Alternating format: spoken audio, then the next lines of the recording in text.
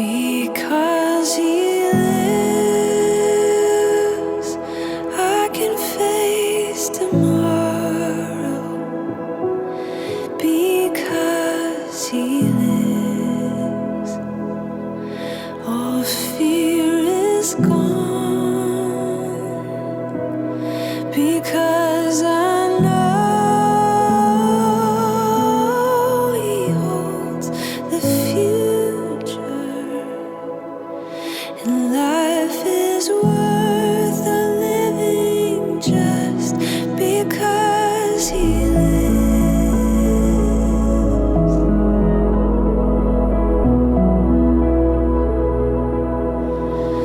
Life is worth the living just because he lives.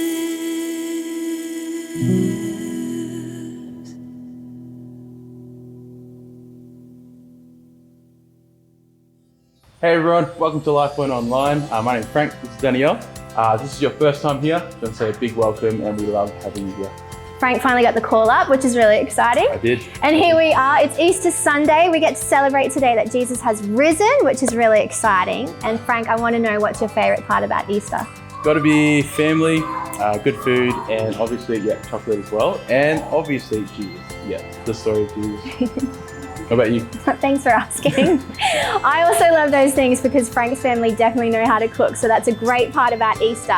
But also, I love going through the life of Jesus and what he did for us on that cross, and especially today where we get to celebrate, that he's risen, which is awesome. So good. So before we shoot over to Dan for the message, we have a few announcements that Danielle will give. Thanks, Frank. If you jump to our website, you'll actually find out that Camp Somerset is coming up, but it's full, unfortunately. We loved Camp Somerset as a family, hey. It was a great time together and also spending time with our church family. We loved it. It was great food. So if you want to know more information about it or throw your details down on the waiting list, please go to the website for more information there. Also, next week after Easter Sunday, we're kicking off a brand new series on overcoming anxiety and depression. We've got two really great speakers sharing with us. They're going to share some awesome, helpful tips on overcoming anxiety and depression and just practically what that can look like. It's such a relevant topic, so we're really excited to have them here as a church. Now we'll shoot it over to Dan for the message. Thanks so much, guys. Hello and welcome to a very special, almost lockdown edition of Easter Sunday Lifepoint Online. My name is Dan. I'm Senior Pastor here. Big hello to all of you watching online.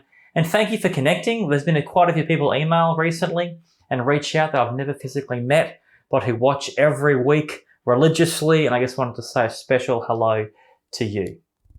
Let me talk for a second about my grandfather. This is a picture of my grandpa, Jack Sweetman.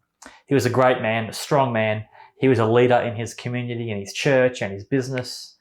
And 7 years ago, I got the really sad news that he'd had a stroke. And so we all went around as a family to the hospital, and there was Jack, Grandpa, on the bed.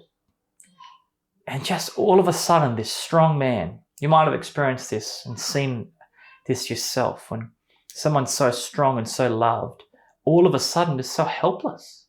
There's nothing he can do. He kept trying to get out of the bed and he was confused and he couldn't even do that. And then there was that awful moment, almost like a movie. I still remember it, when the doctors came in and they just said, there's nothing more we can do. And there wasn't. And they didn't. And he stopped eating. And then a few days later, he passed away. Because the reality is that humans have a limit. We are limited. And no matter how powerful we are or strong or how great our desires and dreams and our competency and our talent and our gifting or our ingenuity, no matter what medical breakthroughs we've had, and we've had so many medical breakthroughs. It's incredible, the technology, what they can do these days. But if you ask my grandpa, he might say, but it wasn't enough. As great as it is, no medical breakthrough has ever been enough. There's not many things guaranteed in this life. Like if the lockdown and the COVID thing for the last 12 months has taught us anything, it's that nothing is guaranteed. You never know what's going to happen tomorrow. I've got a holiday I'm meant to be going on tomorrow. And a few days ago, I thought, it's gone, just like that. there is one thing that is guaranteed. We don't like to think about it. It's the fact that one day someone's going to look at you or look at your loved ones and point to you and say, I'm sorry, there's nothing more we can do. That's a guarantee. Because humans have a limit. And we don't just experience this limit at the end of our life, do we? I bet you experience it all the time. You've got so much potential. You can do incredible things, probably more than you think you can. But if you're ever 25, you've probably also found the other end of the scale, which is there are still many things you can't do. What's an area of your life right now that seems like there's nothing more you can do? It might be a relationship, it might be a dream, it might be a hope, it might be an addiction, it might be a fear, it might be a worry, it might be something mental, it might be something in your body, it might be a sickness. You don't know what, and you don't know what to do. And you might have said to yourself in these words or not, there's just nothing more I can do. If that's you today, you need Easter Sunday, and God has a message for you. Because Easter Sunday is about looking into situations and most of all, deep down, our very lives. The hope and the future of everything that we were created to be. And even though it looks limited, God looks in and has something different to say. He says, you reckon? Easter Sunday is about resurrection of dead things. Here's a quote I'd like to read to you. John Lennox, a smart dude, he's a mathematician of all things from Oxford University. And he says, the Christian gospel is based squarely on a miracle. It was the miracle of the resurrection of Christ that started it going, and that same miracle is its central message. Indeed, the basic qualification of a Christian apostle was to be an eyewitness of the resurrection. And for centuries, Christians have greeted each other at Easter time with the confident words, Christ is risen. He is risen indeed. Here's the reality. Jesus didn't become world famous through his teaching. And I've read his teaching and it's pretty blooming good. I don't think it's ever been surpassed. But that didn't make him famous. In fact, only a very relatively small group of people heard his teaching, and there's a backwater province in the Roman Empire called Judea. That didn't make him famous.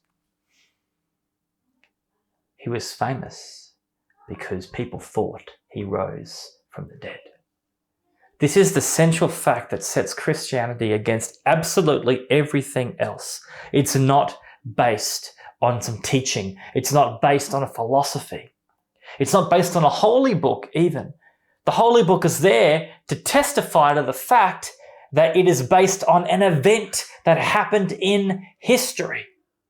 Jesus rose from the dead. That is the central claim, and everything is based upon the resurrection. Can God make dead things alive? And can he prove it? That is the question I want to answer today. That might be the question on your heart too. Maybe you're a Christian, maybe you're not. But when you might have the same question, can God do anything? Can God help? Can God save me? Did Jesus rise from the dead? That's the question we're asking. I gave this message, a similar message to this a few weeks ago at Grace College in the chapel, and to a whole lot of grade 12 students. And I said, when I go to that bit, did Jesus rise from the dead? And one student yells out, no! And it's a Christian school and everyone's like, oh, you can't say that. And I was like, I like the honesty. I like the controversy, because the reality is that most people would yell the same thing. No, he didn't. Christianity is just a nice idea, okay? It's some teachings to live by. But Jesus didn't give us that option, because he went around saying that he was going to die and then rise from the dead. So the question is, did he? We're wrapping up today our Thinking Faith series, and I just want to finish on this. Did Jesus rose from the dead. Does Jesus' resurrection actually make sense? Or do we have to turn our brain off for the very central part of Christianity? Okay, here's what we know. A few reasons. I want to talk about why the resurrection makes sense, and then I'm going to finish with why the resurrection actually matters. Here's what we know. Number one, all right? Jesus existed as a teaching rabbi. No one denies that. Atheist scholars, historians, no one denies that Jesus really did exist, okay? Second, Jesus did teach that he would die and rise again. That's in all of the accounts. 3, the Gospels claim to be eyewitness accounts, all right? The Gospels weren't written as myths or fables or parables or nice ideas and teachings. They were written with people's names and dates and locations. And those people, some of them were still around when they were written. So it's like, this is meant to be an eyewitness account. Number 4, there's more evidence for the accuracy of the Gospels than any other ancient document ever written.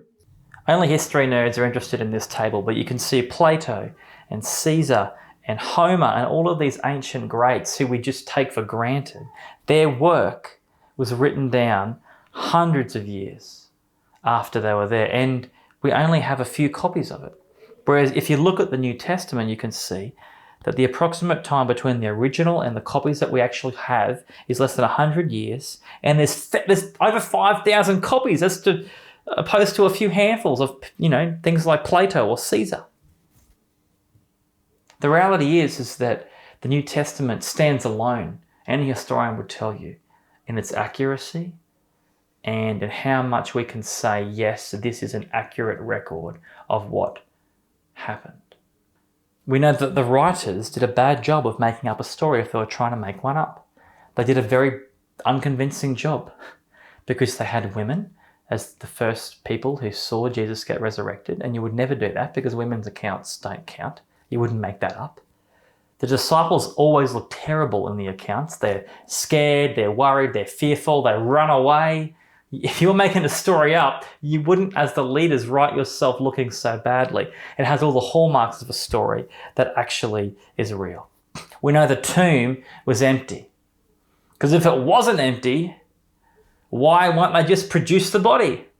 No one's ever really solved that one. There's no good, I've read a few accounts, there's no good reason why they didn't just produce the body when Christianity started to explode. And lastly, and this is the most convincing one to me, we know that thousands of people claimed to see Jesus raised from the dead. Physically, they actually said that I've seen him, and then they gave their life rather than deny that the fact that he'd risen from the dead. People give their lives for many things, but you are not going to give your life for something that you know is a hoax, that you know that you just made up, or something that you just hallucinated. Hallucinations don't happen to like 500 people at the same time. It doesn't work like that. There are just a few reasons, okay? They might not completely convince you, and there's a few holes in those, and that's fine.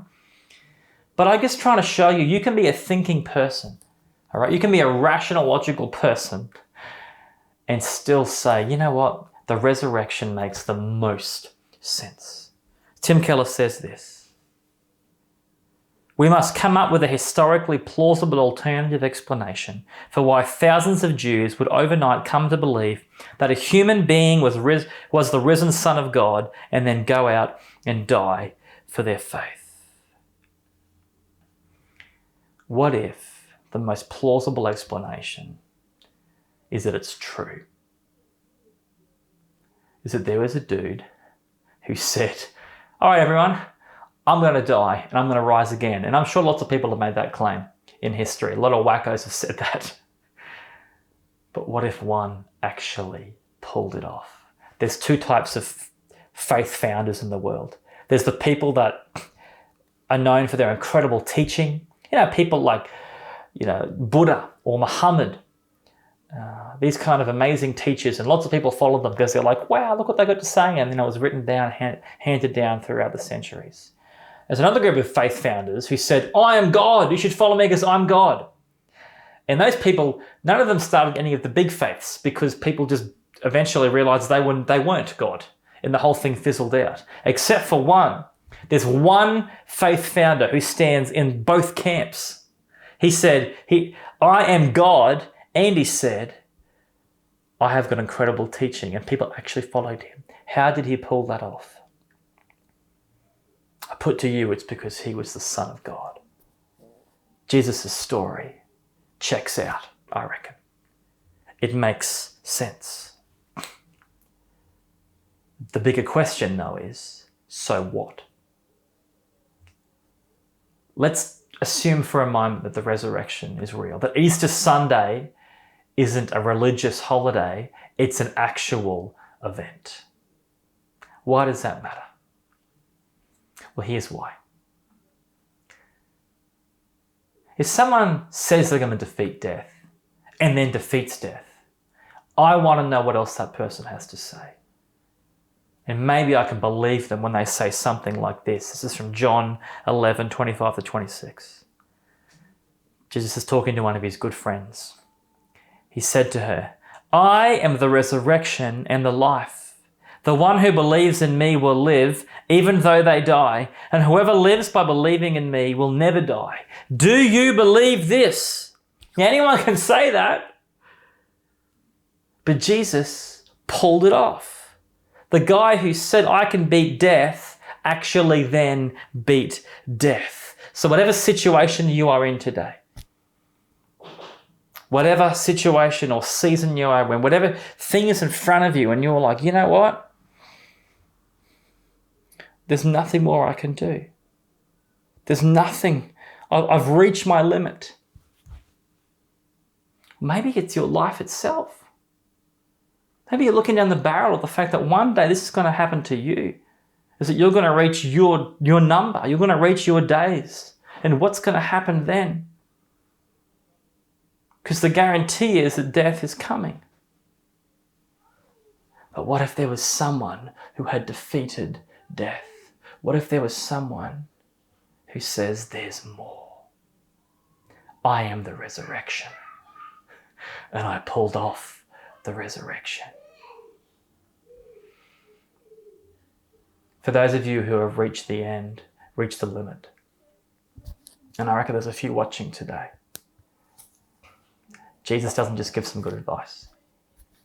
Jesus doesn't just give some good teaching and some principles to live by to help you pull yourself up by your bootstraps.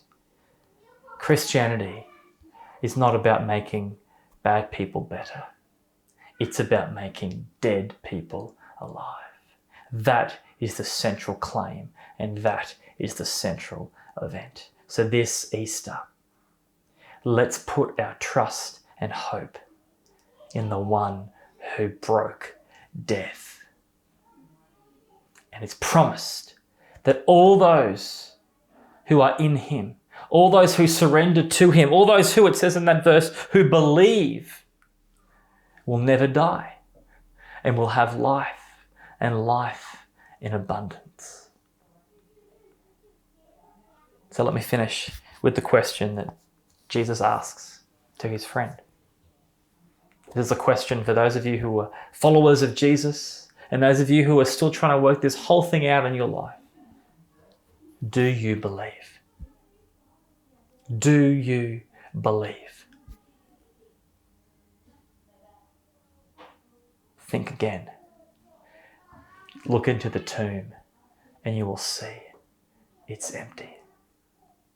All that stands against you, your sin, your mistakes, all that people have done to you, your disease, your sickness, everything that stands against you, Jesus has defeated on the cross. And when he rises again, he brings everyone with him who's in him. Today, if you want to say to Jesus, I'm in, I'd love you to contact me, okay? Just send an email. You can send it to hello@lifepoint.org.au and I'll get back to you. You can begin that journey today. Happy Easter. He is alive. Thanks so much, Dan, for that awesome message. Love your work, man. You're a legend and you look good doing it. Guys, head over to our website, lifepoint.org.au. There's a place on the website you can fill in a Connect card, which is a way to just chuck down your details and reach out to us. Someone will get in touch. We can plug you in with the life of our church and what's going on here at Lifepoint. It's a great way to stay involved and keep in touch with us. That's it for us today. Make sure you subscribe to this channel so you can keep up to date with all of Lifepoint's updates and any notifications. But yeah, thank you so much for being here. We love you guys and have a great week.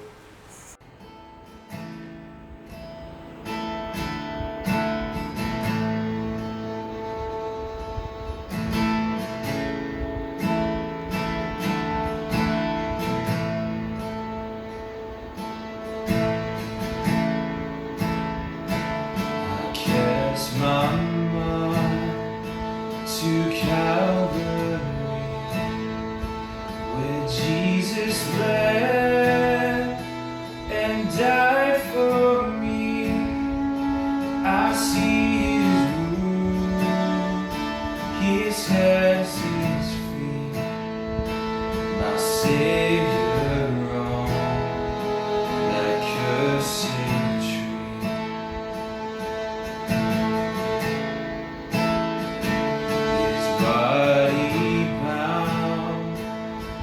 Drenched in tears, they laid him down in Joseph's tomb, the entrance sealed by heavy stone. Messiah still and all alone.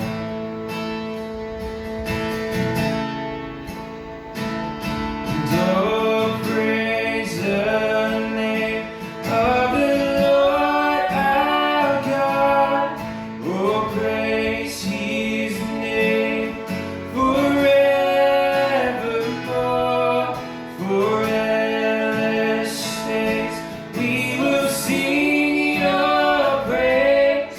Oh Lord our God. Then on the third, at break of dawn, the Son of Heaven rose again. Don't tremble, death, where is your sting? The angels roar for Christ the King.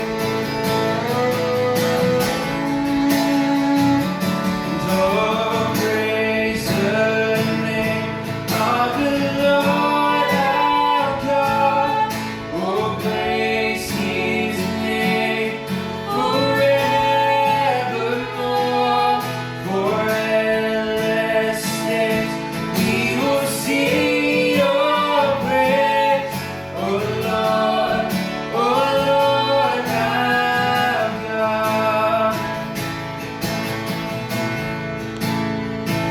He shall return in robes of white, the blazing sun shall pierce the night, and I will rise among the saints, my gaze transfixed on Jesus' face.